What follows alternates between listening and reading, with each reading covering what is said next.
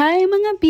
Tara, luto tayo ng chicken pastil. Medyo mabilis nga nangyari, no? Kaya naglagay na ako ng butter, garlic, at onion. Kasi naman itong videographer ko masyado mainipin. At ito, nilagay ko na yung chicken.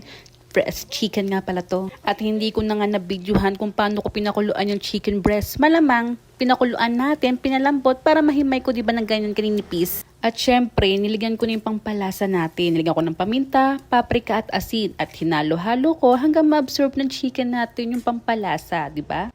At syempre mga B, don't forget to mekos-mekos. Syempre, para hindi masunog. Niligyan ko nga pala ng toyo, asukal, suka at oyster sauce. Hindi na nga lang ako ng video at tinambad na tong videographer ko. At medyo tapos na nga tong lutuin. Kaya naman pinunasan ko tong lagayan para naman maisalin ko na. Punasan maigi para hindi agad masira. O ayan, diba? Look! First time ko magluto, kaya huwag kayo mag-expect na masarap to. Kaya kain tayo! Bye! Thank you for watching!